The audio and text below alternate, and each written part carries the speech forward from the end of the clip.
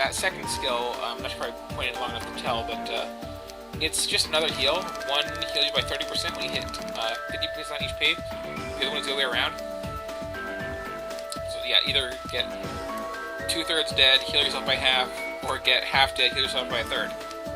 Whatever. Basically the same thing.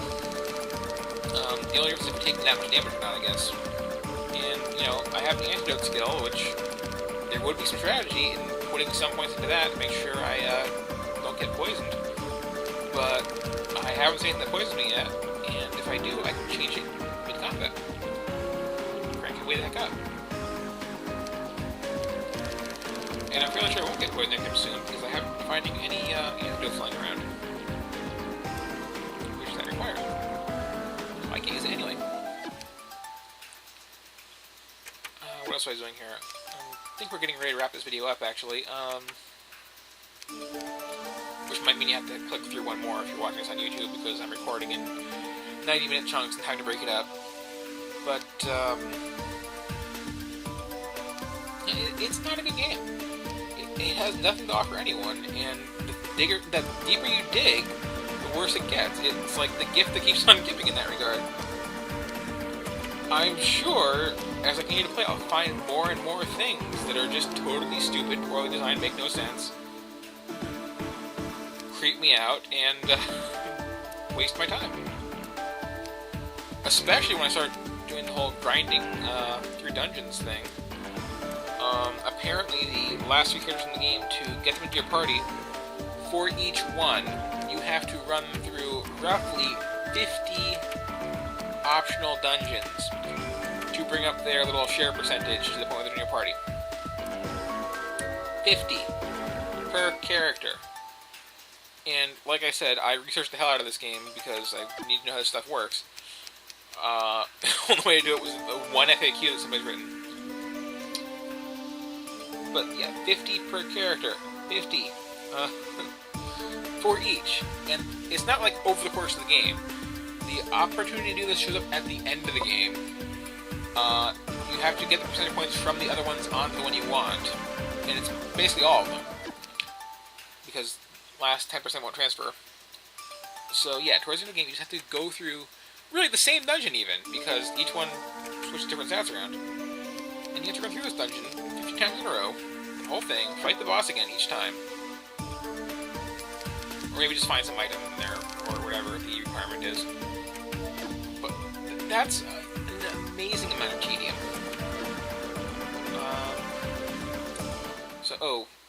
Yeah, towards the end here, we are exploring this whole concept of going to other continents. Ooh, look! The ground is split here.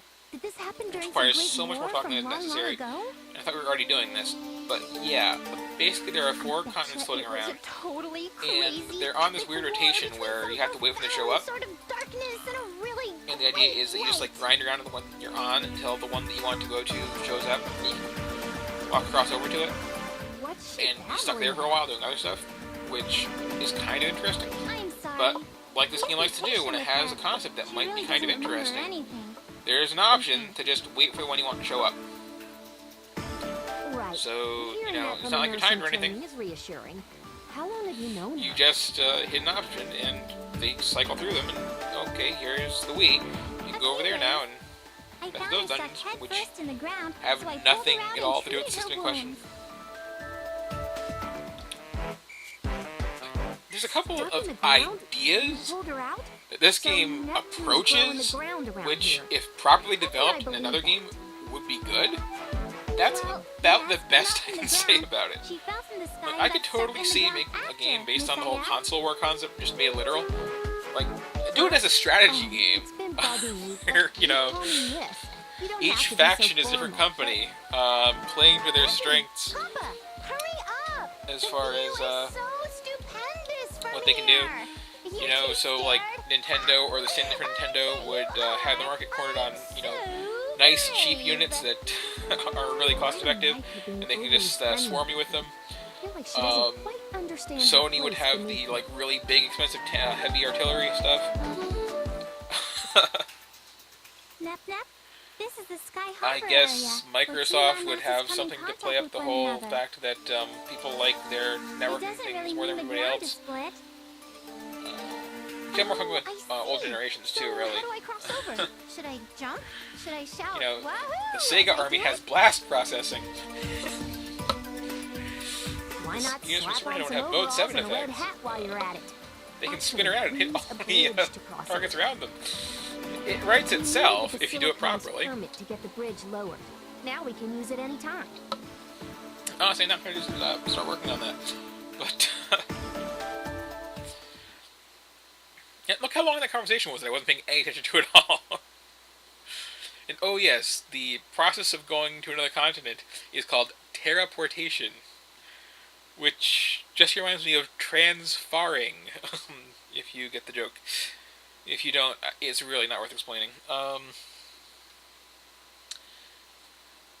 again, after having the massive conversation explaining it, during which I explained the whole concept and then rambled on, we also had the tutorial, and then we have to spin the whole world map again. Can you maybe see the other continents in the distance, or is that just mountain always there? So yeah, okay, here's where they are. Apparently I can go to the 360 real close. Okay, now. Or not.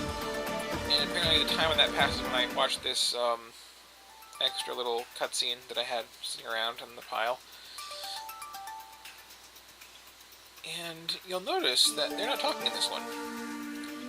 And at first I thought it was like a glitch and the audio wasn't working, but then I noticed, no, their mouths aren't moving either.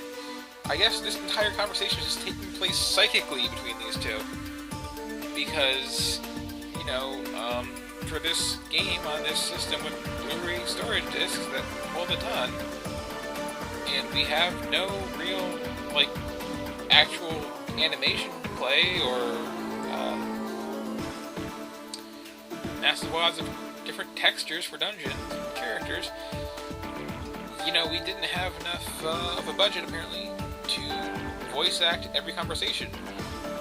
And their mouths aren't moving. Their chests are moving, but their mouths aren't moving.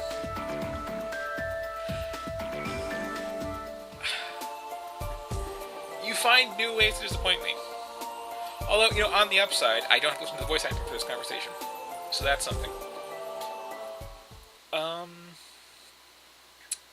And yeah, you're being cryptic about there being a sound test thing later on, apparently. That's nice. Okay. That was totally worth spending 5 minutes on. Explaining a feature that has not been unlocked yet. Without voices. Although, speaking of voices... And yeah, I see you, map. I see you. It's very nice. Yeah, a couple more things showed up.